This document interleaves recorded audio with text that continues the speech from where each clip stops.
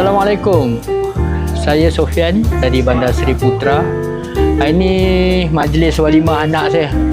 Anak sulung saya Nur Alim Mustaqim. Saya sangat lega lah selepas majlisnya berakhir.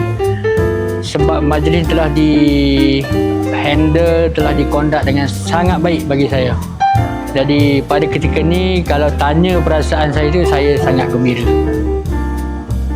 Proses tempahan dewan kahwin ni bagi pihak saya sendiri sangat mudah sebab dia selebihnya dibuat oleh bakal pengantin pada waktu tu, anak saya. Tapi saya akan bantu dia bila dia call saya untuk tanya, dan kebanyakannya tidak menimbulkan apa-apa isu. Jadi apa yang boleh saya gariskan ialah mudah. Maksud proses tu mudah. Tak ada yang tersangkut-sangkut.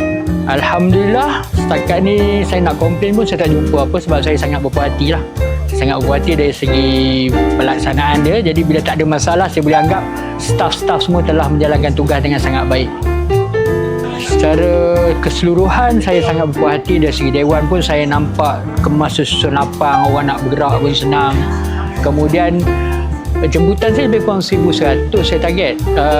Tapi saya nampak tak ada orang yang kena menunggu. Alhamdulillah. Jadi maknanya saya dah tahu jumlah meja 45 dan ada juga wing 2 untuk spillover, dan saya rasa itu dah sangat cukup bagi kenduri saya. So tak ada apa yang saya nak komplain dari segi dewan dan penyediaan makanan yang sangat sedap, kata tetamu-tetamu saya.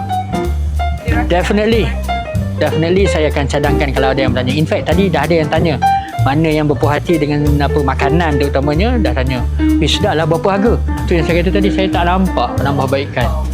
Bagi saya tak ada idea lagi untuk hari ni, mungkin saya pun dah tak nak fikir. Tapi bagi saya, apa yang ada tu sangat cukup lah untuk saya ni. Saya boleh bagi 9.5, tak nak bagi penuh. Okey, itu je. Cut!